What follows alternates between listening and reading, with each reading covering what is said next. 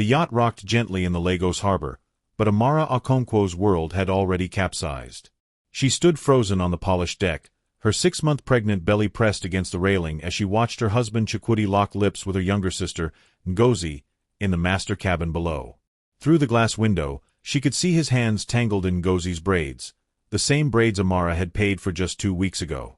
What would you do if you walked in on your husband with your own sister? Hit like if you've ever been betrayed by family, and comment below where you're watching from. Amara's hands trembled as she gripped her phone, the screen illuminating her tear-streaked face. The luxury yacht party was supposed to celebrate their 5th wedding anniversary. 50 guests mingled on the upper deck, Lagos's glittering skyline twinkling behind them, completely unaware that the perfect marriage they'd come to toast was a beautiful lie. She'd suspected something for months. The late nights Chukwudi claimed were business meetings. The expensive gifts Ngozi suddenly could afford on her teacher's salary. The way they'd exchange glances across the dinner table at her mother's house in Lekki. But seeing it, actually witnessing the domestic betrayal with her own eyes, felt like drowning. Amara descended the spiral staircase, her gold CB dress rustling with each step. Her heart pounded so violently she worried about the baby. The music from the party, Burna Boy's latest hit, seemed to mock her pain. Everything was perfect on the surface. Everything was rotting underneath. She pushed open the cabin door. Chukwudi sprang away from Ngozi like she'd burned him. Amara. This isn't what? Amara's voice came out deadly calm. Isn't you sleeping with my sister? Isn't you making a fool of me in front of all of Lagos? Ngozi had the audacity to smirk, adjusting her dress. At 24, she was 5 years younger than Amara, with the kind of figure that hadn't been stretched by pregnancy. Sister, maybe if you satisfied your husband. The slap echoed through the cabin before Amara even realized she'd moved. Her palms stung, but the satisfaction was worth it. Chukwudi's face transformed into something ugly. You dare put your hands on her? He grabbed Amara's wrist, his fingers digging into her flesh. You're nothing but a baby-making machine. Ngozi gives me what you never could. Let go of me. Amara tried to pull away, but his grip tightened. This was the man who'd courted her for 2 years, who'd knelt before her family with wine and kola nuts, who'd promised her the world. Now she barely recognized him. You want to know the truth? Chukwudi's breath reeked of cognac and betrayal. This baby probably isn't even mine. How do I know you haven't been whoring around like your mother? The words hit harder than any physical blow. Amara's mother had died defending her reputation against similar accusations. You know that's a lie. Ngozi laughed, a cruel sound that cut through Amara like broken glass. Oh, sister. He's been mine for over a year. Every time you thought he was working late, he was in my bed. That promotion you're so proud of him getting? I was the one celebrating with him that night. Not you. Amara's world tilted. A year. Not a brief affair or a moment of weakness. This was a calculated, sustained act of infidelity in marriage. This was emotional manipulation at its finest. They'd planned this. They'd laughed at her behind her back while she cooked their meals, washed their clothes, played the dutiful wife. I want a divorce. The words came out stronger than she felt. Chukwudi's laugh was harsh.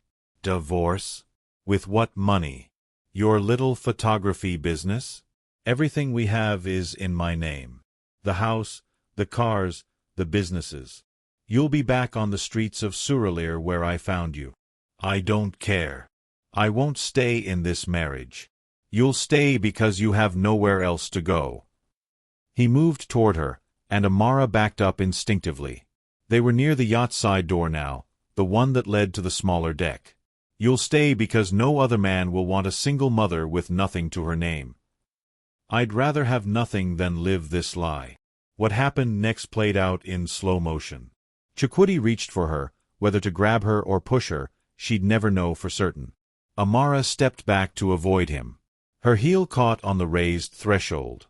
She felt herself falling backward, her hands instinctively going to protect her belly. The last thing she saw before hitting the dark Lagos waters was Ngozi's smile and Chukwudi's outstretched hand, not trying to save her, but pushing her further away. The cold water swallowed her scream. If you're on the edge of your seat, smash that subscribe button and hit the notification bell. Do you think she survived?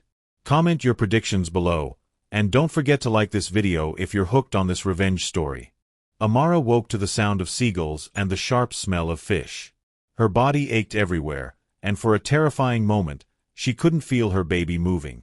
She pressed her hands to her stomach, tears streaming down her face until finally, she felt a small flutter. She was alive. They were both alive. She lay on the shore of a small beach outside Lagos, her expensive dress torn and covered in sand. Her phone was gone, her jewelry, including her wedding ring, had been swept away by the current. She had nothing but her life and her baby. How she'd survived, she couldn't fully remember. Fragments came back to her, the shock of cold water, fighting her way to the surface, the distant lights of fishing boats. Someone must have pulled her from the water.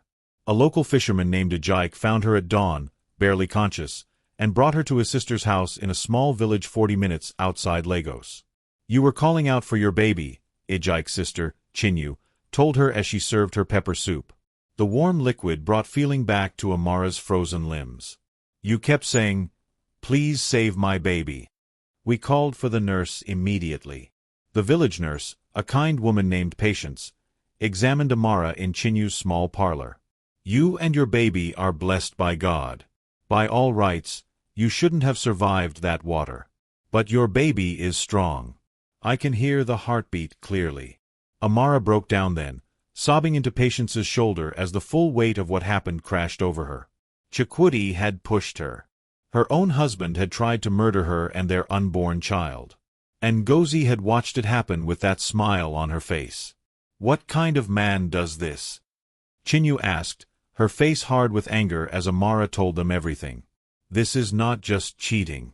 This is attempted murder. You must report him to the police." But Amara shook her head. "Report him with what proof? It's my word against his. And he's Chikwudi Okonkwo. His family has connections throughout Lagos. His uncle is a retired judge. His cousin is in the state security service. Who will believe that the beloved businessman tried to kill his pregnant wife?" "Then what will you do?" Ejike asked. Amara stared at the cracked ceiling of Chinyu's modest home, her hand on her belly. "I don't know. But I can't go back. If I go back, he'll finish what he started. He'll make it look like an accident or a suicide. And Ngozi will finally have everything she wanted. My husband, my home, my life." Patience placed a gentle hand on Amara's shoulder. "You need to rest first. Your body has been through trauma. Then we can think about next steps." Over the next few days, as Amara recovered in Chinyu's home, she learned more about the village. It was called Ikot Ekpin, a quiet place where everyone knew everyone's business. The people were poor but generous. They'd taken her in without question, this strange pregnant woman from Lagos with her torn expensive dress and her story of betrayal. Chinyu worked as a seamstress, and she gave Amara simple clothes to wear. Ejike brought fish every day to help build her strength. Other village women came by with fruit, advice, and stories of their own heartbreaks. It was the kind of community Amara had never experienced in Lagos's wealthy circles, where friendship was transactional and trust was currency. One evening, as Amara sat outside Chinyu's house watching the sunset, a woman approached her. She was perhaps 60, with gray hair and sharp, knowing eyes. Her name was Mama Nkechi, and the villagers spoke of her with a mixture of respect and fear. "You're the one who fell from the sky," Mama Nkechi said, settling beside Amara without invitation. "Or rather, who was pushed." Amara tensed. "How did you?" "I know a woman running from death when I see one." Mama Nkechi's eyes were penetrating. "I also know a woman who's planning revenge." "I'm not planning anything. I just want to survive." "Lies." The old woman's voice was sharp. "I can see it in your eyes. You want them to pay. The husband who betrayed you. The sister who stole from you. You want justice." Amara said nothing, but her silence was confirmation enough. Mama Nkechi smiled, an expression that held no warmth. "Good. Revenge is healthy when it's righteous. But you're thinking too small. You're thinking of going to the police, of exposing them publicly. That won't work. Men like your husband don't face consequences through normal channels. Then what do you suggest? Patience. Strategy. Transformation. Mama Nkechi leaned closer. You need to become someone new. Someone they would never recognize. You need to build power. Real power, not just money. And when the time is right, you destroy everything they love as thoroughly as they destroyed you. The words should have frightened Amara. Instead, they ignited something that had been dormant inside her. How? My daughter lives in Accra. She runs a successful import-export business and is always looking for intelligent women to train. You could start there. Build yourself up. Learn how real business works, not the decorative role your husband gave you. 3 years. Give yourself 3 years to become powerful. Then return. 3 years felt like forever. But as Amara looked down at her belly, at the child who'd survived alongside her, she understood. Revenge wasn't a hot dish served immediately. It was a cold, calculated thing that required preparation. What about my baby? Bring the child. My daughter has children too. She understands. Mama Nkechi stood, her joints cracking. But you must decide now. Stay here and live small, always looking over your shoulder. Or come with me tomorrow to Accra and build something worth returning for. That night, Amara barely slept. She thought about Chukwudi, probably telling everyone she'd gotten drunk and fallen overboard. She thought about Ngozi, probably already moving into the master bedroom. She thought about all the public disgrace and emotional manipulation they'd put her through. And she thought about her baby, innocent in all this, who deserved better than a mother who accepted defeat. By morning, her decision was made. Are you rooting for Amara's comeback? Comment yes if you believe in revenge served cold. Don't forget to like this video, subscribe and share it with someone who loves a good revenge story. Where are you watching from? Drop your location below. The bus to Accra left at dawn, rumbling through the red dirt roads as Nigeria gave way to the border. Amara sat by the window, her hand protectively over her belly, watching her old life disappear behind her. Mama Nkechi dozed beside her, a bag of provisions at their feet. You're making the right choice, a young woman across the aisle said suddenly. She'd been watching Amara with sympathetic eyes. Whatever you're running from, sometimes the only way forward is to leave everything behind. Amara managed a small smile but said nothing. She was learning that silence was safer than sharing. Accra hit Amara like a revelation. Where Lagos was frenetic and aggressive, Accra felt purposeful and grounded. The city sprawled along the coast, a mix of colonial architecture, modern buildings, and vibrant markets. Mama Nkechi's daughter, Akojua, ran her business from a warehouse in the OSU district, and her home was a comfortable 2-story house in East Legon. You're welcome here, Akojua said when they arrived. She was in her 40s, with the kind of confidence that came from building something from nothing. Mama told me about your situation. I won't ask questions you're not ready to answer. But I need workers who are serious. Can you be serious? Yes. Amara's voice was firm. I have nothing else to be. The work was hard. Akojua's import-export business dealt in textiles, bringing fabrics from Asia and distributing them throughout West Africa. Amara started in the warehouse, learning inventory, logistics, and quality control. Her pregnancy made the physical labor challenging, but she pushed through. Every ache reminded her why she was here. At night, she studied. Akojua had a small library of business books, and Amara devoured them. Finance, marketing, negotiation, supply chain management. All the things Chukwudi had never bothered to teach her, preferring to keep her decorative and dependent. 3 months after arriving in Accra, Amara gave birth to a daughter. She named her Zuri, beautiful in Swahili, because beauty could be reclaimed even from ashes. The baby had Amara's eyes and, unfortunately, Chukwudi's nose. But Amara refused to see her ex-husband when she looked at her daughter. Zuri was hers alone. Akojua gave Amara maternity leave but made it clear she expected her back. In my business, everyone pulls their weight. But I also understand that a mother's first duty is to her child. Find your balance. Amara found more than balance. She found purpose.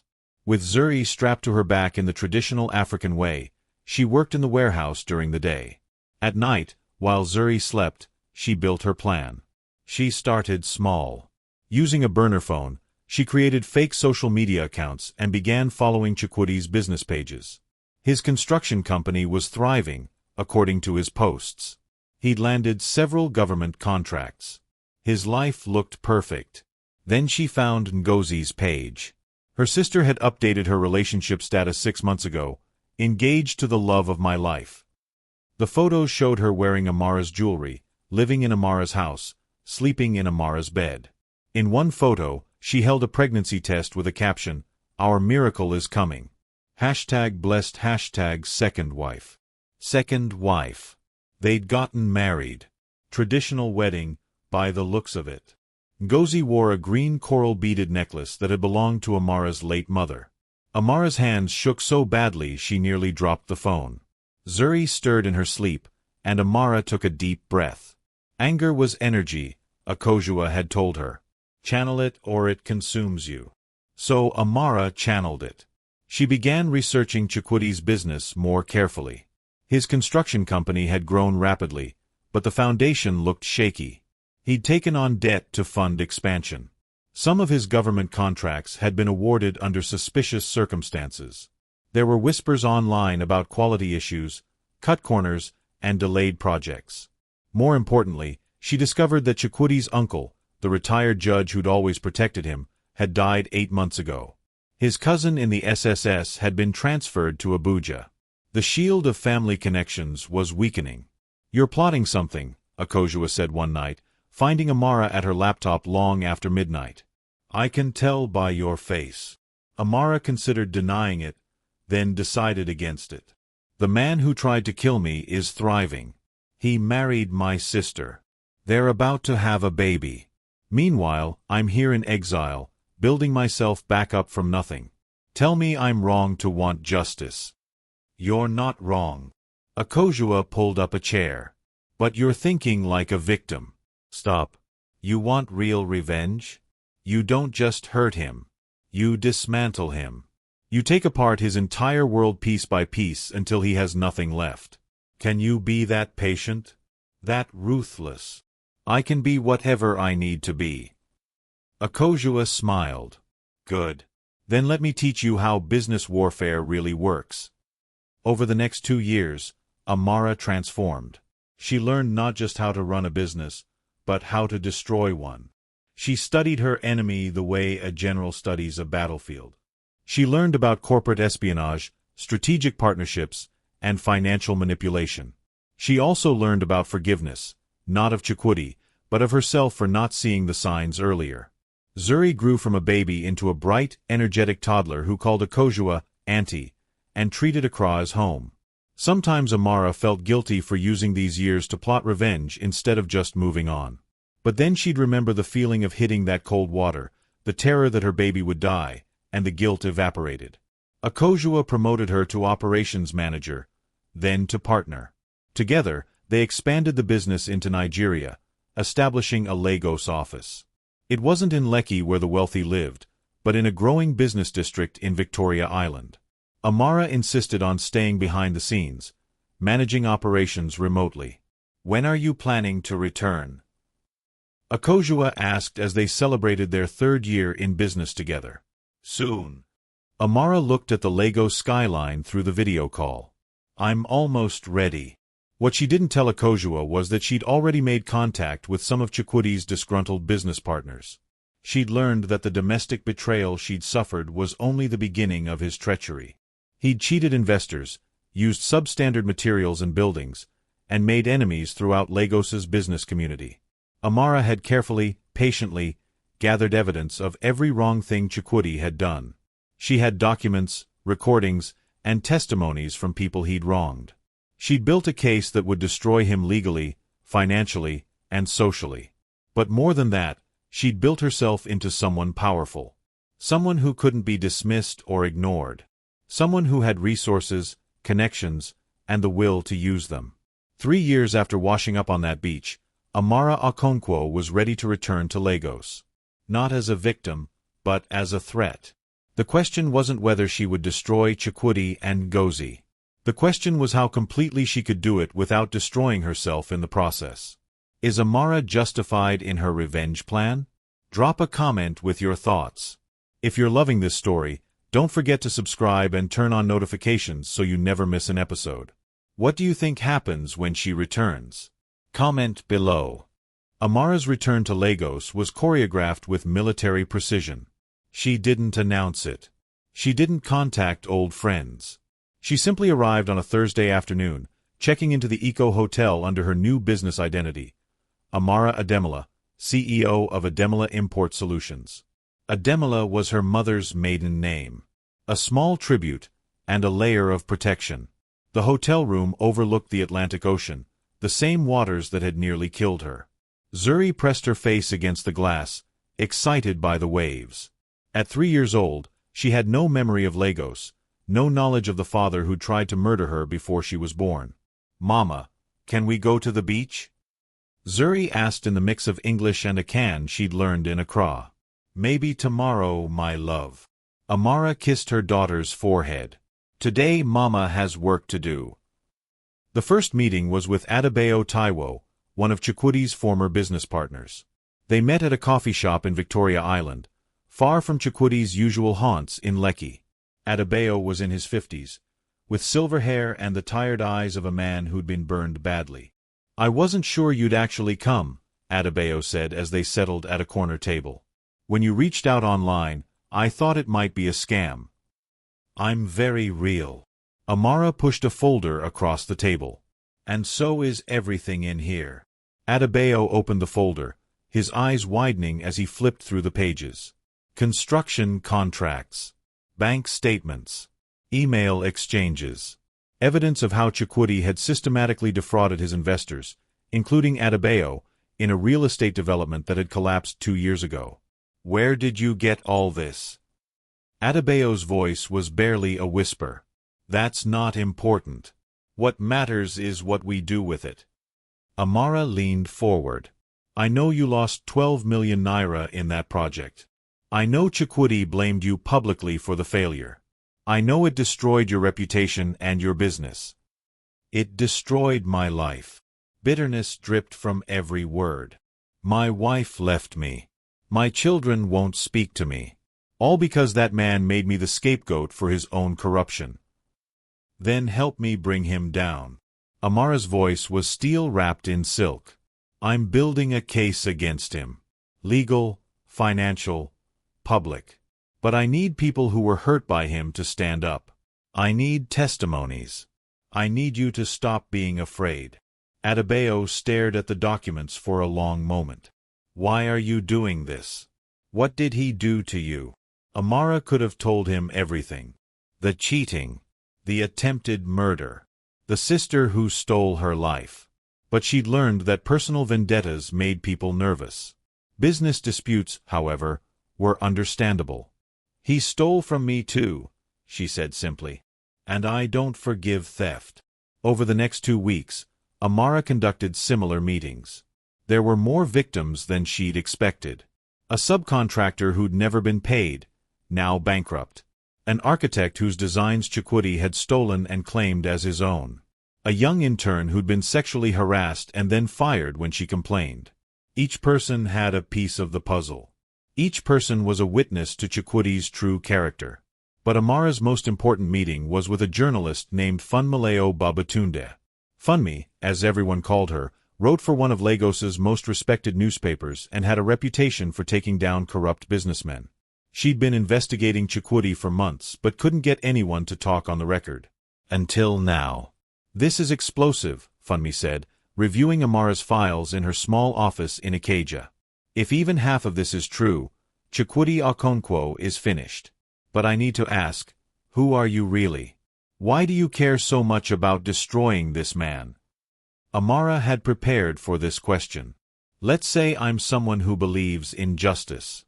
Someone who's tired of watching men like him get away with everything while good people suffer. Funmi studied her for a long moment. You're her, aren't you? The first wife. The one who supposedly drowned. Amara's blood ran cold. I don't know what you're talking about. I never believed that story. Funmi pulled out a yellowed newspaper clipping from 3 years ago. Wealthy businessman's wife drowns in tragic anniversary celebration accident. It was too neat. Too convenient. And then he married the sister 6 months later? Come on. Even if I was that woman, how would that change anything? The evidence is real. His crimes are real. It doesn't change the evidence. Funmi's eyes glittered with excitement. But it makes the story better. The dead wife returns with receipts? That's not just business news. That's front page, viral, national conversation material. But I need you to go on record. I need you to tell your story. I can't. Amara's voice cracked slightly. If he finds out I'm alive before I'm ready, then we make sure you're protected. Funmi leaned forward. Listen, I've been working on these kinds of stories for 20 years. I know how to keep sources safe. And I know that the most powerful weapon you have isn't just evidence of his business crimes. It's the truth about what he did to you. That's what will turn public opinion. That's what will make sure he can't wriggle out of this. Amara wanted to refuse. She'd planned to stay in the shadows, pulling strings without exposing herself. But Funmi was right. Without her personal testimony, Chukwudi could claim the business evidence was fabricated by jealous competitors. With her testimony, everything became undeniable. If I do this, Amara said slowly, I need guarantees. My daughter's safety comes first. And the story doesn't run until I say I'm ready. Agreed. Funmi extended her hand. Welcome back from the dead, Mrs. Okonkwo. That night, Amara couldn't sleep. She stood on the hotel balcony, watching Lagos's lights stretch out endlessly before her. Somewhere out there, Chukwudi was probably sleeping peacefully next to Ngozi, both of them believing they'd gotten away with murder. Her phone buzzed. A message from an unknown number. I know you're back in Lagos. We need to talk. Mama Nena. Mama Nena was Chukwudi's mother. Amara's former mother-in-law. A woman who'd always treated Amara with cold politeness but never warmth. Why would she want to talk now? Against her better judgment, Amara replied. Where and when? The response came immediately. My house in Ikoyi. Tomorrow at 3 p.m. Come alone. What could this mean? Had Mama Nena somehow discovered Amara was alive? Or was this about something else entirely? Amara's carefully laid plans suddenly felt fragile. One wrong move, one premature exposure, and everything could collapse. But she also knew she couldn't ignore this. Mama Nena had always been the real power in the Okonkwo family. If Amara wanted to truly destroy Chukwudi, she might need his mother's secrets. The next afternoon, Amara left Zuri with a trusted hotel nanny and took a taxi to Ikoyi. The neighborhood was even wealthier than she remembered, full of mansions hidden behind high walls and security gates. Mama Nena's house was a sprawling compound with perfectly manicured gardens and a fountain in the driveway. A steward let her in, leading her to a sitting room where Mama Nena waited. The older woman looked smaller than Amara remembered, shrunken somehow, with new lines around her eyes and gray streaking her hair. So it's true. Mama Nena's voice was flat. You're alive. Amara's heart hammered, but she kept her face neutral. How did you know? A mother knows things. Mama Nena gestured to a chair. Sit. We have much to discuss. This wasn't how Amara had planned for the truth to come out. But as she sat across from her former mother-in-law, she realized that perhaps this was an opportunity. After all, Mama Nena had always been a pragmatic woman. And if there was one thing pragmatic women understood, it was that every action had a consequence. The question was, which side would Mama Nena choose? Her son, the golden child who could do no wrong? Or the daughter-in-law who'd been wronged in the worst possible way? Are you surprised by this twist? What do you think Mama Nena wants? Drop your theories in the comments. If you're binge-watching this series, hit that subscribe button and like this video. We're just getting to the good part. Where are you watching from? Let us know below. I knew from the beginning, Mama Nena said, pouring them both tea from an ornate silver pot. The china cups rattled slightly as she set them down, the only sign of her emotions. The night they said you drowned, Chikwudi came to me. He was drunk, rambling. He kept saying she wouldn't stop fighting, and Ngozi said it had to be done. Amara's breath caught. This was confirmation. Not just that Chikwudi had pushed her, but that it had been premeditated. That Ngozi had orchestrated it. Why didn't you go to the police? Amara's voice was barely above a whisper. Mama Nena's laugh was bitter. And say what? That my son confessed to murder while drunk? With no body, no witnesses, no proof? And ruined the Okonkwo name based on my own son's drunken words. She shook her head. I am many things, Amara, but I am not naive. I know how the world works. Without evidence, I would only destroy my family's reputation while accomplishing nothing. So you chose to protect him. Anger rose in Amara's throat like bile. I chose to protect myself. Mama Nena's eyes were hard. Don't judge me for surviving in a man's world. You of all people should understand what we women must do to keep what's ours. Amara wanted to scream that there was a difference between survival and complicity. But she forced herself to breathe, to think strategically. Why tell me this now? Because Ngozi is destroying my son, and he's too blind to see it. Mama Nena pulled out her phone, scrolling through images before handing it to Amara. Bank statements. Transfer receipts. Evidence of money being siphoned from Chikwudi's business accounts into offshore accounts under Ngozi's name. Your sister is not the foolish girl she pretends to be, Mama Nena continued. She's been systematically stealing from Chikwudi for over a year. Small amounts at first, then larger ones. She's also having an affair with his business partner, Emeka. I have photos. She showed Amara pictures of Ngozi and a handsome man in his 30s, embracing outside a hotel in Victoria Island. The timestamps showed they'd been taken over several months. So the perfect love story was a lie too, Amara murmured. It should have brought satisfaction, but instead she felt something like pity for Chikwudi. Then she remembered him pushing her off that yacht and the pity evaporated. Everything about Ngozi is a lie, Mama Nena said. She's pregnant, yes, but I don't believe it's Chikwudi's child. The timing doesn't match up. And recently, she's been pressuring him to put more assets in her name. She says it's for tax purposes, but I know what she's really doing. She's preparing to leave him bankrupt. Amara processed this information carefully. If you know all this, why not tell Chikwudi yourself? I tried. He won't listen. He's besotted with her. He thinks I'm just a jealous old woman who can't accept his new wife. Mama Nena's voice cracked slightly. So I watched and waited, and then I heard whispers that someone was investigating him. That documents were being gathered. And I thought, could it be? Could she have survived? How did you find me? I have my sources. A friend of a friend saw you at that coffee shop with Adebayo Taiwo. She sent me a photo, said you looked familiar. At first I thought it was impossible. But the more I looked at the picture, the more certain I became. Mama Nena leaned forward. So I ask you now, are you here for revenge or for justice? Is there a difference? Yes. Mama Nena's eyes bored into hers. Revenge is emotional. It's satisfying but ultimately hollow. Justice is permanent. It's systematic. It ensures that what was broken stays broken.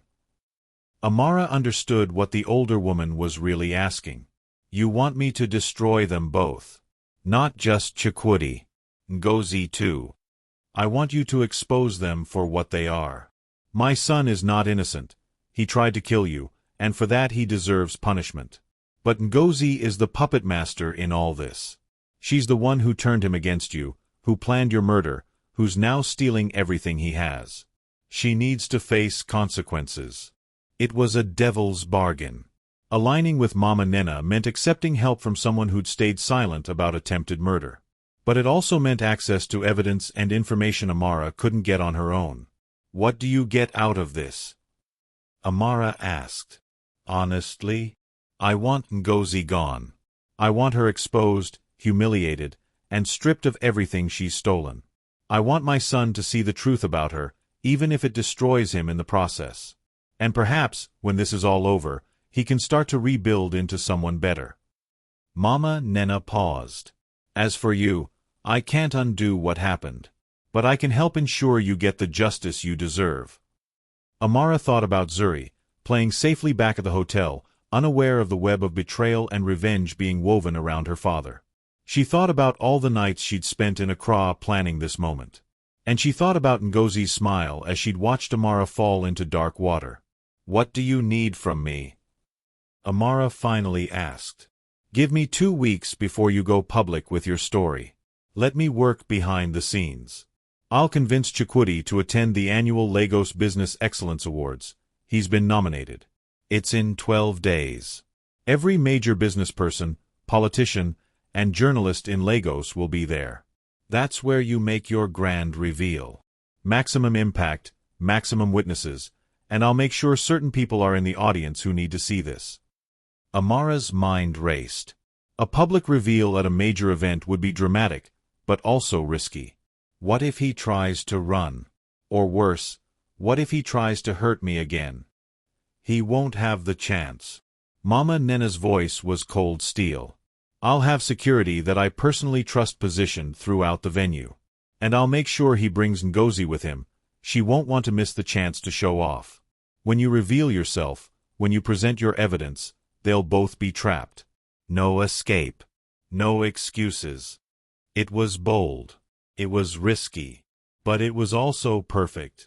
"There's one more thing I need," Amara said. "I need you to testify about what Chukwudi told you that night.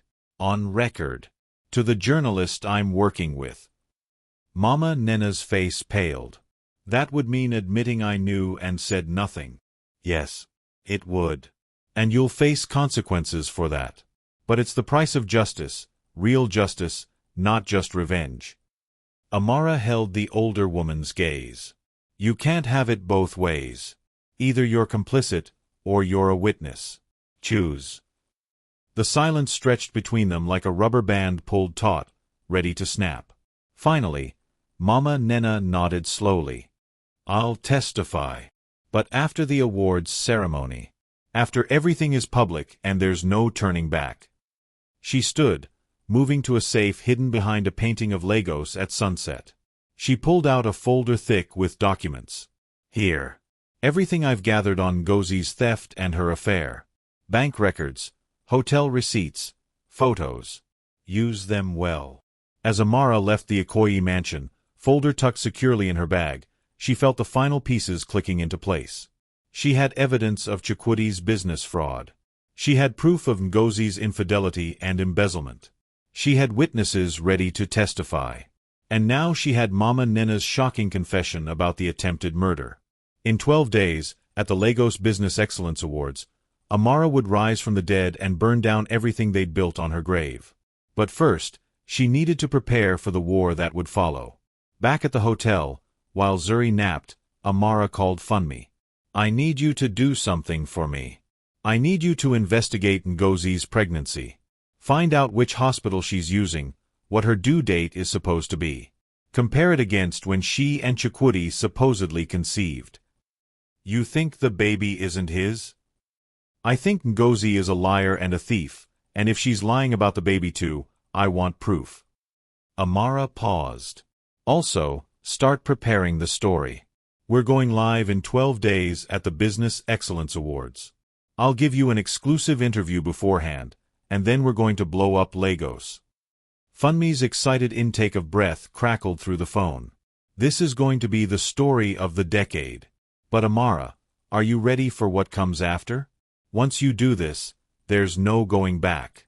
Your life will never be private again." "My life stopped being private the moment my husband pushed me off a yacht." Amara's voice was firm. I've been dead for 3 years. It's time for me to come back to life. The next 10 days passed in a blur of preparation. Amara worked with Funmi to craft her story, going over every detail of her marriage, the affair, and the attempted murder. It was painful reliving those memories, but also cathartic. She'd carried these secrets alone for so long. She also met with a lawyer Mama Nena recommended, a fierce woman named Kemi Adeyemi who specialized in corporate fraud and had a reputation for taking on powerful men. Kemi reviewed all the evidence and assured Amara they had enough for both criminal and civil cases. "This is airtight," Kemi said, her eyes gleaming. "Financial fraud, attempted murder, embezzlement. By the time we're done, Chukwudi and Ngozi will be lucky if they're not in prison. And everything they own. It'll be seized or awarded to you in damages." But the hardest preparation was explaining to Zuri why they were in Lagos and why Mama was so busy. Amara kept it simple. Mama has to fix something that was broken a long time ago. It might be scary for a little while, but we'll be okay. 3-year-old Zuri accepted this with the easy trust of childhood. "Will there be cake after?" Amara laughed, hugging her daughter close. "Yes, baby. There will definitely be cake after." The night before the award ceremony, Amara stood in front of the hotel mirror, trying on the dress she'd chosen for her grand reveal. It was a stunning gold gown with traditional African beading, custom-made by a designer in Accra. The color symbolized wealth and royalty. The style was bold and unmissable. She looked nothing like the scared, pregnant woman who'd been pushed into the ocean 3 years ago. That woman had been soft, trusting, eager to please. This woman was hard-earned, strategic, and unafraid. Her phone buzzed. A message from an unknown number. "I know what you're planning tomorrow. Meet me tonight or I'll tell Chukwudi everything. Victoria Island Bridge. Midnight. Come alone. N. Ngozi." Amara's blood ran cold. How had Ngozi found out? Had Mama Nena betrayed her? Or had Ngozi simply put together the pieces? The investigation, the returned wife, the coming storm? It could be a trap. It probably was a trap. But Amara couldn't risk Ngozi warning Chukwudi and ruining everything. She had to go. But she wouldn't go unprepared. Amara called Kemi. "I need you to come with me somewhere tonight. And bring someone who can film everything discreetly. I have a feeling my sister wants to tie up loose ends, and I need evidence of whatever she's planning." "Amara, this sounds dangerous." "Everything about this situation is dangerous. But I didn't survive drowning just to let Ngozi intimidate me now." Amara's voice was steel. "Are you in or out?" A pause, then. "I'm in. Send me the location." At 11:45 p.m., Amara stood on the Victoria Island Bridge, the Lagos Lagoon spreading darkly beneath her. The bridge was mostly empty at this hour, just occasional cars passing by. Kemi was parked 50 meters away with a private investigator who had a long-range camera. Amara's heart pounded, but she kept her face calm. She'd texted Akojua in Accra with her location, just in case. If something went wrong, someone would know where to look. At precisely midnight, a black Mercedes pulled up. Ngozi stepped out, visibly pregnant now, wearing an expensive maternity dress and heels that seemed dangerously high for her condition. She looked different from 3 years ago, harder, more calculating. Success and deception had changed her face. "Hello, sister," Ngozi said, her voice dripping with false sweetness. "I almost didn't believe it when I heard the rumors. Amara Okonkwo, back from the dead. How inconvenient for me. How did you find out?" Amara kept her distance, very aware of how close they were to the edge of the bridge. "Please. You think you can investigate my husband without word getting back to me? I have people everywhere." Ngozi's smile was cruel. "The question is, what do you want?" "Money. I can make you very wealthy if you just disappear again.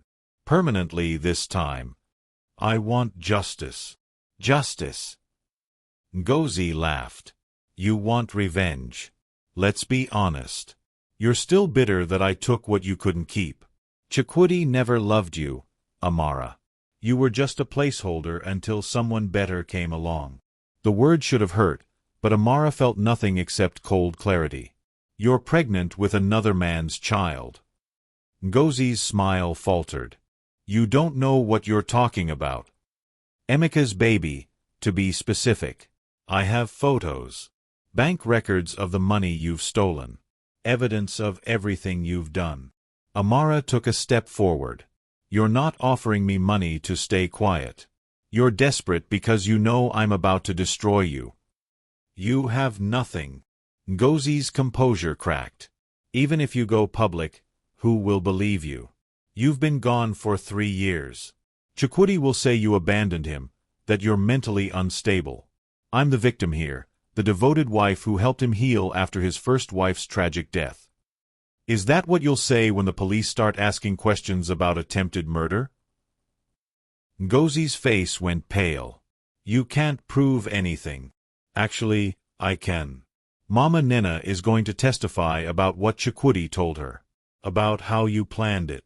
About how you watched me fall." Amara's voice was quiet but deadly. "Tomorrow night at the Business Excellence Awards, I'm going to stand up in front of everyone who matters in Lagos and tell them exactly what you and Chukwudi did. And then I'm going to watch your perfect life crumble." For a moment, Ngozi just stared at her. Then her hand moved to her purse. "Don't." Amara's voice cut through the night. "There are cameras filming us right now. Witnesses waiting. Whatever you're planning, it's over." Ngozi's hand froze. Her eyes darted around, finally spotting Kemi's car in the distance. The calculation in her face was frightening. She was actually weighing whether she could get away with killing Amara twice. Finally, she let her hand drop. "You think you've won. But even if everything you say comes true, you'll never get back what you lost. Chukwudi will never love you again. Your sister will always be the one who took him from you. And that baby," she gestured at Amara dismissively, "will grow up knowing her father tried to murder her mother. What kind of victory is that?" "The kind where I get to live," Amara said simply. "And you don't get away with trying to kill me. That's enough."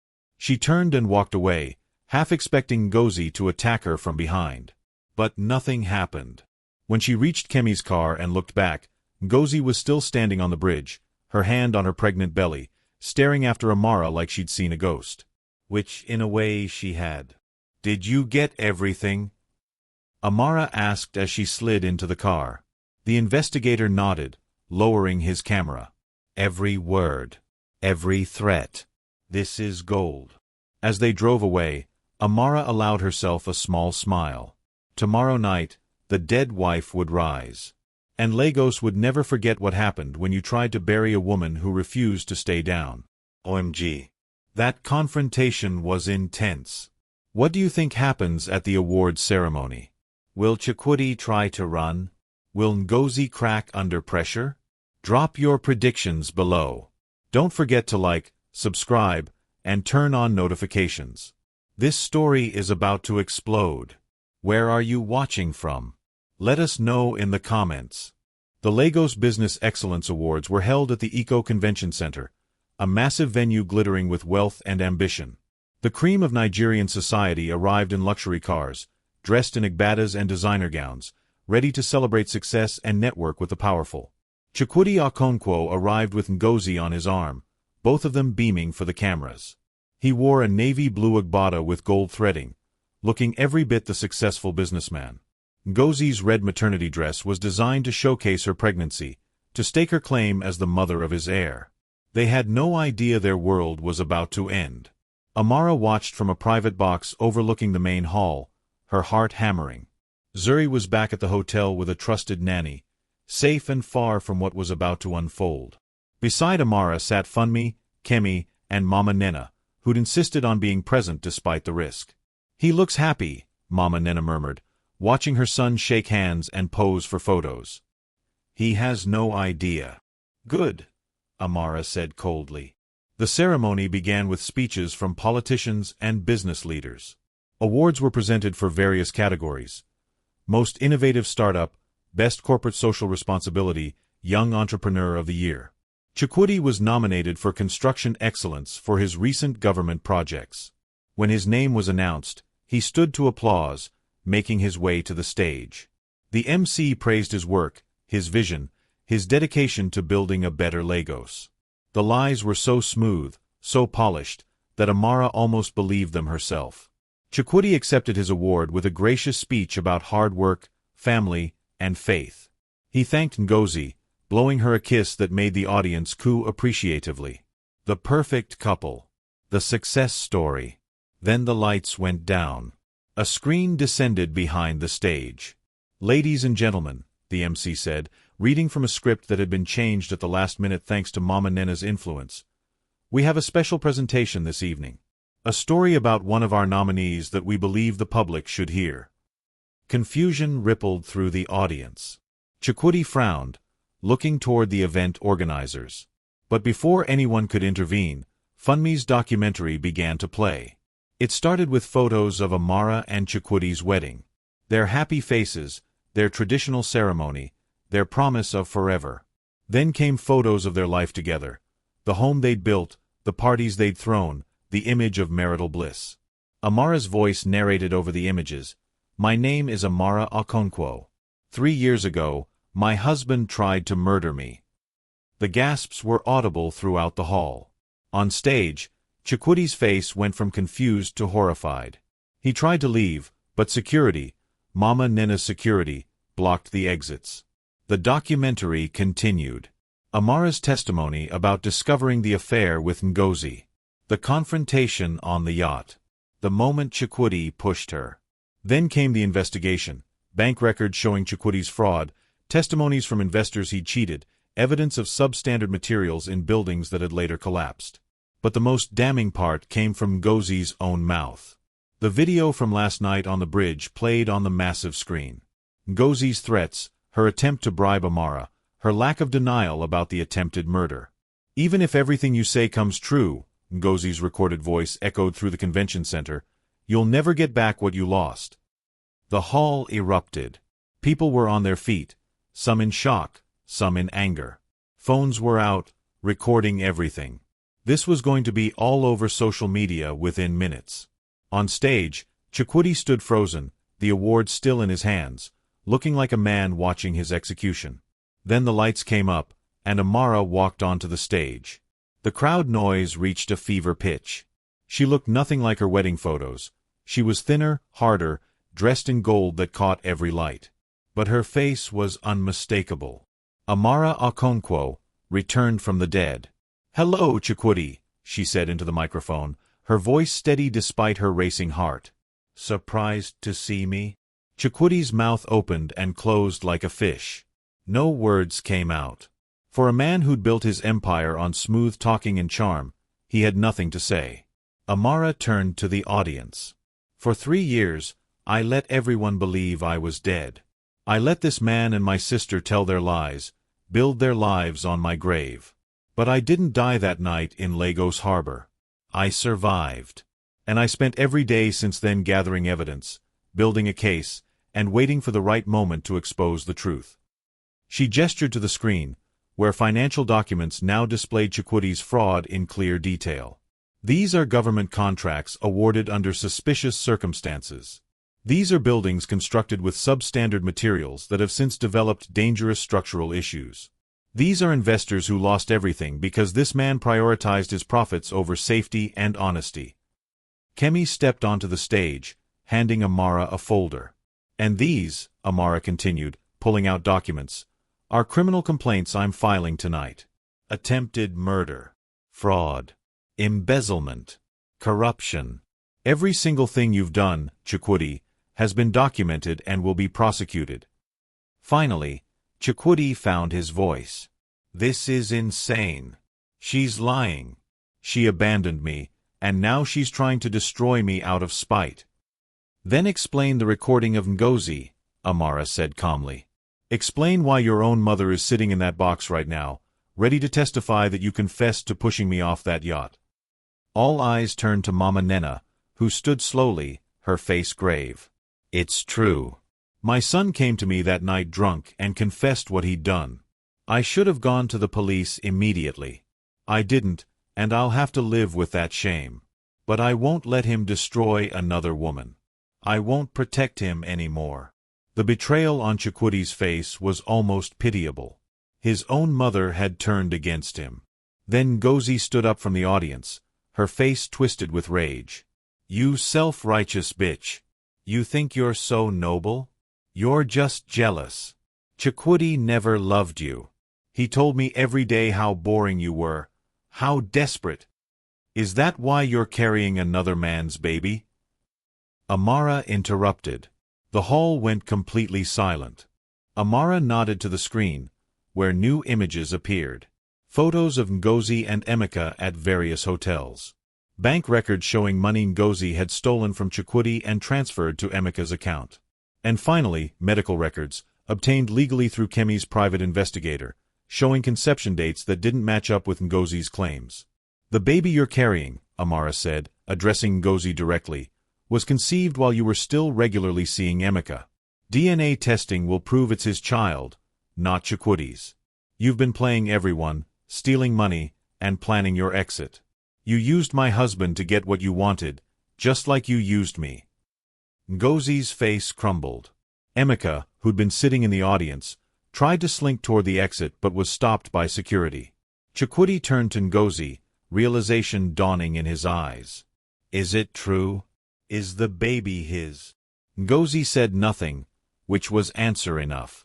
Everything Chikwuti had believed, everything he'd destroyed his first marriage for, everything he'd built with Ngozi, all of it was a lie.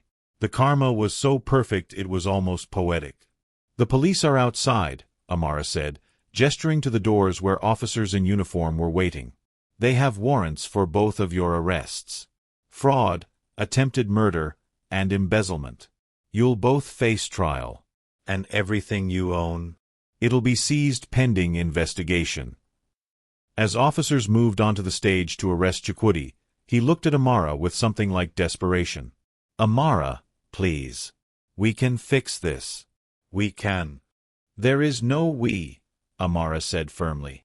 There hasn't been since the moment you decided my life was worth less than your affair. You made your choice. Now live with the consequences. She watched as they handcuffed him, as they led him off the stage in front of every important person in Lagos. She watched as they arrested Ngozi too, her sister crying and protesting her innocence even as the evidence played on repeat on the screen. The audience was in chaos, some people cheering, some filming, some simply stunned. By morning, this would be national news. International news. The story of the wife who returned from the dead to destroy the man who tried to kill her. Funmi approached Amara as the police escorted Chikwuti and Ngozi out. How do you feel? Amara took a deep breath. Like I can finally breathe. The documentary had mentioned that Amara's full interview would be published in the next day's newspaper. Funmi's story would break every record, she was sure of it. But more than that, it would ensure that Chikwuti and Ngozi could never control the narrative, could never paint themselves as victims. As Amara left the convention center through a side exit, avoiding the media frenzy, her phone rang. It was Akojua calling from Accra. I'm watching the live streams, Akojua said, her voice filled with pride. You did it. You actually did it. We did it, Amara corrected. I couldn't have done this without you. Without everyone who helped me. So what happens now? Amara looked back at the convention center, where chaos still reigned. Now comes the hard part. The trials. The publicity. Rebuilding my life again, but this time in the light instead of the shadows. And Zuri. Zuri will be protected. I'll make sure of that. Amara's voice was fierce. She'll know the truth when she's old enough, but she'll also know she's loved and safe. That's what matters. That night, as Amara returned to the hotel and held her sleeping daughter, she felt something she hadn't felt in 3 years. Peace. Not happiness, that would take time. Not forgiveness, she'd never forgive what they'd done. But peace with the knowledge that justice had been served. The newspapers the next morning were brutal. Back from the dead, wife exposes husband's attempted murder, screamed one headline. Lagos's golden couple revealed AS frauds, declared another. Every detail of the documentary, every piece of evidence, was dissected and discussed. Chikwuti and Ngozi were denied bail, considered flight risks given their wealth and connections. The trials would take months, maybe years. But Amara was prepared for the long fight. What she wasn't prepared for was the outpouring of support. Women from across Nigeria, across Africa, across the world reached out with their own stories of domestic betrayal, of surviving abuse, of fighting back against men who thought they were untouchable. Amara's story had touched something universal. She was no longer just a victim or a survivor. She'd become a symbol. But as she read through messages of support and offers of help, Amara reminded herself of who she really was, just a woman who'd refused to stay dead, who'd chosen to fight rather than fade away, who'd turned her pain into power and her near-death into a new life. And sometimes, that was the greatest revenge of all. This chapter is explosive. Are you satisfied with how it went down? What do you think the trial will reveal? Comment your thoughts below.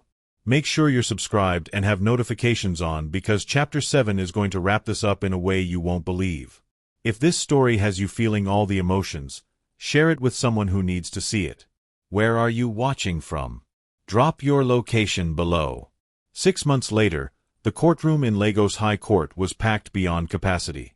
Media crews lined the walls, sketching artists filled the gallery, and every major newspaper had sent their best reporters.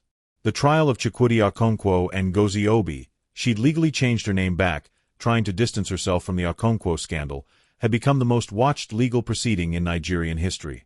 Amara sat in the front row with Kemi beside her, dressed in a simple blue suit that projected confidence without arrogance. She'd testified 3 weeks ago, walking the jury through every detail of her marriage, the affair, and the night she'd been pushed from the yacht. The courtroom had been so silent you could hear people breathing. Today was closing arguments. The prosecution went first, a formidable lawyer named Adewale Ogunbai who'd built his career prosecuting corruption cases. He systematically destroyed every defense Chukwudi had attempted. The claim that Amara had jumped voluntarily, contradicted by witness testimony and the video of Ngozi's threats. The claim that the business fraud was just aggressive accounting, demolished by expert witnesses and paper trails. The claim that Chukwudi had no idea Ngozi was embezzling, destroyed by bank records showing he'd signed off on suspicious transfers. Ladies and gentlemen of the jury, Adewale said, his voice carrying weight, this is not a case of a marriage gone wrong. This is not a case of infidelity, though infidelity occurred. This is a case of premeditated attempted murder, of systematic fraud, and of 2 people who believed their wealth and connections made them above the law. But no one is above the law. Not in Lagos. Not in Nigeria. Not anywhere. Chukwudi's defense lawyer, an expensive hire from Port Harcourt, tried his best. He painted Amara as a vindictive ex-wife who'd fabricated evidence.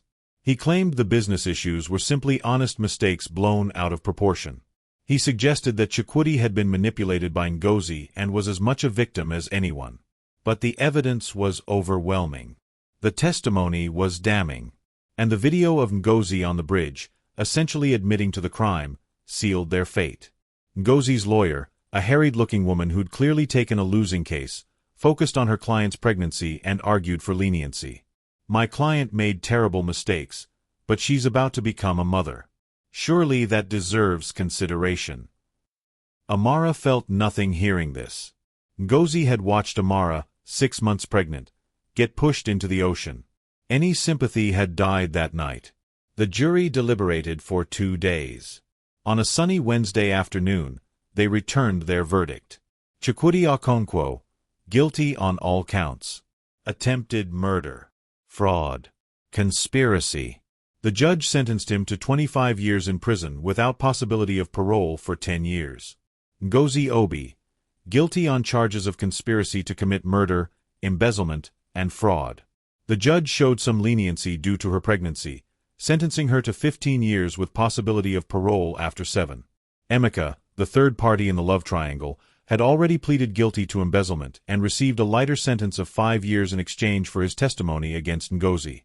As the verdict was read, Chukwudi's face remained blank, shock having numbed him beyond expression. Ngozi sobbed loudly, her hands on her pregnant belly. She was due to give birth any day now. The baby would be born in prison, and then immediately placed with Emeka's mother per the judge's ruling. Amara felt a strange mix of satisfaction and sorrow.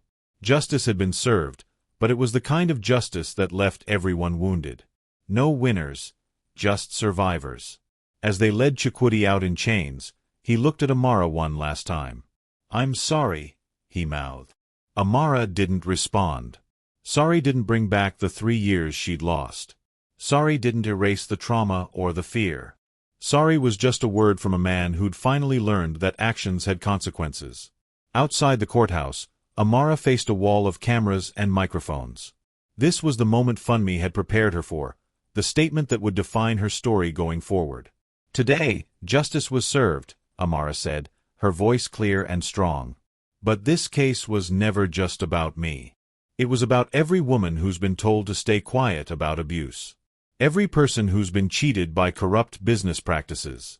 Every victim who's been made to feel like they don't matter because their abuser has money or connections." She paused, looking directly into the cameras. "I want every woman watching this to know, you don't have to stay silent. You don't have to accept betrayal or violence or manipulation. You are worth fighting for. Your life matters. And there are people who will help you if you're brave enough to speak up." The questions came rapid fire after that. How did she feel? What would she do now? Had she forgiven her husband? Did she regret coming back? Kemi stepped in to manage the media circus, but Amara answered a few key questions. No, she hadn't forgiven Chukwudi. Forgiveness was personal and she didn't owe it to anyone. Yes, she was planning to rebuild her life in Lagos, running the Nigerian branch of Ademola Import Solutions. And no, she didn't regret anything except not seeing the warning signs sooner. "One more question," a reporter shouted. "What about your daughter? Will you tell her about her father?" Amara's expression softened. "Zuri will know the truth when she's old enough to understand it. But she'll also know she's loved, protected, and that her worth isn't defined by her father's actions. She'll know that her mother fought to survive, to build a better life, and to ensure justice was served. That's the legacy I'm leaving her." The press conference ended, and Amara finally escaped to a waiting car where Akojua and Mama Nena waited. The older woman had testified as promised, accepting her own consequences, public disgrace and community judgment for not speaking up sooner. But she'd also gained a strange kind of respect for finally choosing right over family loyalty. "It's over," Mama Nena said quietly as the car pulled away from the courthouse. "My son will spend most of his life in prison. My family name is disgraced. But you got your justice." "We both did," Amara corrected. "You were trapped too, in your own way. By expectations, by family loyalty, by fear of scandal. But you broke free. That counts for something." They drove through Lagos, the city that had nearly killed Amara but also made her stronger. The traffic was as chaotic as ever, hawkers selling everything from phone chargers to plantain chips weaving between cars. Life continued, indifferent to courtroom dramas and personal vendettas. At the hotel, Zuri ran into Amara's arms. At nearly 4 years old, she was tall for her age, with her mother's determination already shining in her eyes. "Mama, did you win?" Zuri asked in her mix of English and Akan. "Yes, baby. Mama won." Amara held her daughter close, breathing in the smell of her hair, feeling the solidity of her small body. This was what she'd fought for. Not revenge. Not justice. But the right to hold her daughter safely, to build a life without fear, to wake up each morning without looking over her shoulder.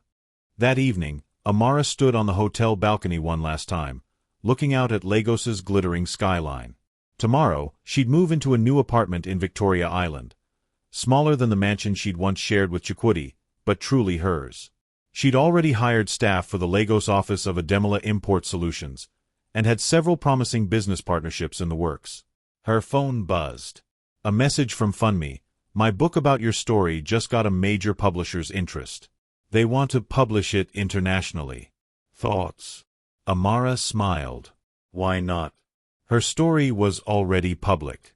Maybe telling it in full would help other women in similar situations. Maybe it would prevent the next Chukwudi from thinking he could get away with domestic betrayal and violence.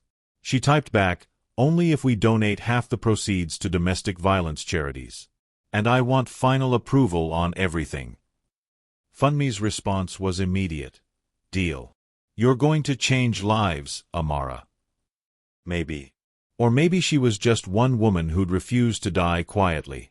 But if her survival inspired even one person to fight back, to speak up, to choose life over fear, then every painful moment of the last 3 years had been worth it. A knock on the door interrupted her thoughts. It was Chinyu and Ijike, the couple from Ikit Ekpeen who'd saved her life 3 years ago. Amara had invited them to Lagos to properly thank them, paying for their trip and accommodation. Madam Amara. Chinyu embraced her warmly. We saw the news. We're so proud of you. I couldn't have done it without you both, Amara said, ushering them inside. You saved my life that night. You gave me shelter when I had nothing. You asked for nothing in return. We did what any good person would do, Ijike said humbly. Amara handed them an envelope. Inside was a check for 5 million naira, enough to change their lives, to expand Chinyu's sewing business, to send their children to good schools. Chinyu gasped when she saw the amount. We can't accept this. Yes, you can, Amara insisted. You gave me my life back. This is just money. Please, take it. Build something beautiful with it. They stayed for dinner, talking and laughing while Zuri played with the simple cloth doll Chinyu had brought her. It was a perfect evening, full of the kind of genuine warmth that Amara had craved during her years in a cold, loveless marriage. As they left, Ijike turned back. You know, that night I found you on the beach, I almost didn't stop. I was tired, it was dark, and I thought maybe it was just driftwood. But something told me to look closer. My wife says it was God protecting you. Maybe it was, Amara said softly. Or maybe you're just a good man who chose to help when he didn't have to. Either way, I'm grateful. After they'd gone, Amara sat with Zuri as she fell asleep, singing a lullaby her own mother had sung to her. She thought about how much had changed. How far she'd come. How many people had helped her along the way. She thought about Chikwudi in his prison cell, finally understanding what it meant to be powerless and trapped. She thought about Ngozi, giving birth in custody, losing everything she'd schemed to steal. The revenge was complete. The justice was served. But more importantly, Amara had reclaimed herself. Not the soft, eager-to-please woman who'd been pushed off a yacht. Not the scared, pregnant woman who'd washed up on a beach with nothing. She'd become someone new, someone stronger, wiser, and unafraid. The next morning, Amara woke early to watch the sunrise over Lagos. It was her favorite time of day, when the city was quiet and the light was soft. She made coffee and opened her laptop, scrolling through the hundreds of messages that had poured in overnight. Women from all over Africa and the diaspora had reached out. Some shared their own stories of domestic betrayal and survival. Others simply thanked her for having the courage to speak up. A few asked for advice on how to leave dangerous situations. One message caught her attention. It was from a woman named Aisha in Kano who'd been married to an abusive man for 12 years. She'd seen Amara's story on the news and it had given her the courage to finally leave. She was now staying in a shelter with her 3 children, scared but hopeful. Your story showed me that survival is possible, Aisha wrote. That women like us don't have to accept what men like them do to us. Thank you for being brave enough to fight back. Amara wiped tears from her eyes and immediately responded, connecting Aisha with Kemi and resources for legal help. This was what mattered. Not the satisfaction of seeing Chikwudi and Ngozi in prison, but the ripple effect of one woman's courage inspiring others. By noon, Amara was at her new office in Victoria Island, meeting with her team. She'd hired 6 people so far, all women, all brilliant, all hungry for opportunity in Nigeria's competitive business world. Together, they were building something that would outlast any revenge plot or court case. Madam Amara, her assistant Folake said during a break, there's someone here to see you. She says it's personal. A Mrs. Obi. Amara's blood ran cold. Obi was Ngozi's maiden name. Had her sister somehow posted bail? But no, Ngozi was still in custody awaiting transfer to the women's prison. Send her in, Amara said, her voice steady despite her racing heart. The woman who entered was in her 60s, with the same bone structure as Ngozi but with kind eyes that her daughter had never possessed. This was Ngozi's mother, and technically Amara's aunt by marriage, though they'd never been close. "Amara," Mrs. Obi said softly, wringing her hands. "Thank you for seeing me. I know I have no right to ask. What do you want?" Amara kept her tone neutral. "I want to apologize." Mrs. Obi's voice broke. "I knew Ngozi was having an affair with your husband. I saw the signs. But I said nothing because I was ashamed. I thought if I ignored it, it would go away. I never imagined." She trailed off, unable to finish. "You never imagined she'd help him try to kill me?" Amara finished coldly. "No, never. When I found out what really happened, I felt sick. My own daughter." Mrs. Obi wiped tears from her face. "I've spent 3 years thinking you were dead, mourning you privately while watching Ngozi parade around in your life. And I said nothing. I'm as guilty as they are." Amara studied the older woman. She looked genuinely broken, aged by shame and regret. "Why are you here?" "Ngozi gave birth last night. A baby girl. She named her Chidera, what God has written." Mrs. Obi's voice was hollow. "But Chidera will grow up without her mother, raised by Emika's family. And I keep thinking, this is karma. This is what happens when you destroy other people's lives." "What do you want from me?" Amara asked again. "Nothing. I just wanted you to know that not everyone in my family is like Ngozi. That some of us are ashamed of what she did.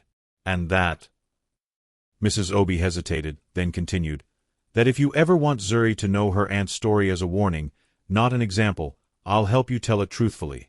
So she knows the cost of jealousy and betrayal." It was an unexpected offer. Amara had planned to tell Zuri a sanitized version when she was older, that her father had made bad choices and faced consequences. But Mrs. Obi was offering something different, a complete picture, told with honesty and accountability. "I'll think about it," Amara said. "But Mrs. Obi, you can't undo what happened. None of us can. All we can do is try to make better choices going forward." "I know." The older woman stood to leave. "For what it's worth, I'm proud of you. You fought back. You survived. You're the strong one in this family, not Ngozi. She was always weak, that's why she had to tear others down to feel powerful." After Mrs. Obi left, Amara sat in her office for a long time, processing the conversation. Forgiveness was complicated. Justice was messy.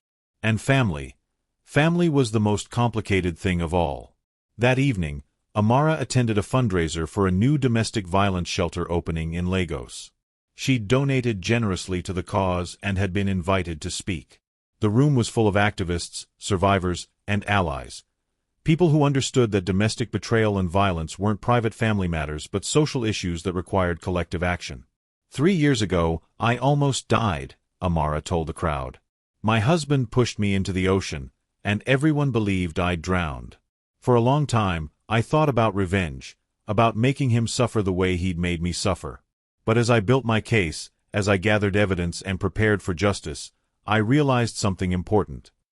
She paused, looking around the room at faces both familiar and new. Revenge is personal, but justice is communal. When I exposed Chukwudi and Ngozi, I wasn't just getting payback. I was protecting every future woman they might have hurt, every investor they might have cheated, every person whose life they might have destroyed. That's what makes justice different from revenge. It's not just about you. It's about everyone who comes after. The applause was thunderous. After her speech, dozens of women approached her with their own stories, asking for advice, seeking encouragement. Amara listened to each one, offered what help she could, and connected them with resources. One young woman, barely 20, told Amara about her boyfriend who'd started getting violent. "Everyone tells me to stay," she whispered. "They say he'll change, that I shouldn't give up on him. But when I saw what your husband did to you, I realized that staying could cost me my life." "Then leave," Amara said firmly. "Love should never cost you your safety. And anyone who tells you to stay with someone who hurts you doesn't have your best interests at heart. The young woman nodded, tears streaming down her face. Thank you. I needed to hear that. As Amara left the fundraiser, she felt a sense of purpose she'd never experienced during her marriage to Chukudi. Back then, her life had been about making him look good, supporting his ambitions, being the perfect wife. Now her life was about something bigger, about using her experience to help others, to create change, to ensure that other women had options she hadn't had. The weeks turned into months. Amara's business thrived. Zuri started preschool at an excellent school in Ikoyi. Funmi's book was published to critical acclaim, sparking national conversations about domestic violence, infidelity in marriage, and how society enables powerful men to abuse women without consequences. Amara was invited to speak at universities, women's groups, and business conferences. She became a reluctant but effective advocate, using her story to push for stronger domestic violence laws and better protections for whistleblowers in corporate fraud cases. 1 year after the trial, on the anniversary of the day she'd washed up on that beach in Iketekpin, Amara took Zuri to the ocean. They stood at the water's edge, letting the waves lap at their feet. "Mama, why do you like the water?" Zuri asked. "Most people are scared of it." "Because the water almost killed me," Amara said honestly. "But it also brought me to the people who saved me. It taught me that even when you think you're drowning, if you keep fighting, you might just survive. And sometimes survival is the beginning of something beautiful." Zuri considered this with the seriousness of a 4-year-old. "Will you tell me the whole story someday?" "When you're older, yes. Every part of it. The good, the bad, and the parts in between." Amara squeezed her daughter's hand. "But for now, just know that Mama loves you more than anything in this world, and I'll always fight to keep you safe." They built sandcastles until the sun started to set, painting the sky in shades of orange and pink. As they packed up to leave, Amara looked back at the ocean one last time.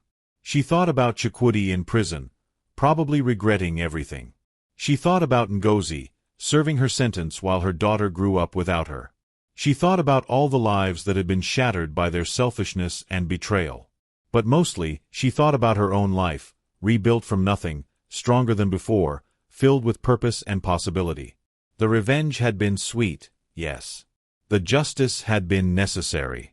But the real victory was this: she was alive, free, and thriving. 3 years ago, Chukudi had tried to erase her from existence. He'd pushed her into dark waters, believing she'd disappear forever. Instead, she'd risen from those waters transformed, not as the woman he'd tried to destroy, but as someone entirely new.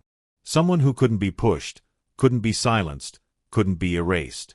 And that, Amara thought as she drove home with Zuri singing in the back seat, was the greatest revenge of all. Not making them suffer.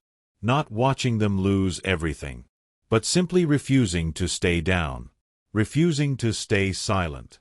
Refusing to let their cruelty define her story. She was Amara Okonkwo, survivor and warrior. Mother and businesswoman. Victim turned victor. And she was just getting started. 2 years later, Amara sat in her expanded office overlooking Lagos Harbor, reviewing proposals for a new women's empowerment initiative. Ademola Import Solutions had grown beyond her wildest dreams, now operating in 5 African countries with plans to expand into Europe. Her phone rang. It was Kemi. "You're not going to believe this," Kemi said, excitement in her voice. "Remember those government officials who awarded Chukudi those suspicious contracts? The Anti-Corruption Commission just arrested 3 of them. Your case started a domino effect. They're investigating hundreds of similar contracts." "Good," Amara said. "Maybe some real change will come from all this mess." Also, Funmi's book is being adapted into a film. They want you as a consultant. Interested? Amara laughed. "Why not? Might as well make sure they tell it right." After hanging up, Amara walked to her window and looked out at the city she'd once fled from. Lagos had tried to kill her, but it had also become the site of her greatest triumph. Every time she saw the harbor, she remembered that night, the cold water, the fear, the desperate fight to survive. But now when she looked at that water, she also saw a possibility. Redemption. transformation. Her story had become bigger than revenge. It had become about resilience, about women supporting women, about refusing to accept that power and privilege placed anyone above accountability. And as the sun set over Lagos, painting the sky in brilliant colors, Amara smiled. Not because she'd destroyed her enemies, though she had. Not because she'd gotten justice, though she'd gotten that too. But because she'd proven the most important thing, that trying to bury a woman who refused to stay down was the biggest mistake anyone could make. She'd returned with revenge, yes. But she'd stayed to build something better. And that was the real story worth telling. Wow. What a journey. Did this ending satisfy you? Drop a comment and let us know what you thought of Amara's revenge. If you loved this story, don't forget to like this video, subscribe to the channel, and turn on notifications so you never miss another gripping story. Share this with anyone who loves powerful stories about resilience and justice. And most importantly, where are you watching from? Drop your location in the comments. We love hearing from our viewers around the world. Thank you for watching, and remember, never underestimate a woman who refuses to stay down. See you in the next story.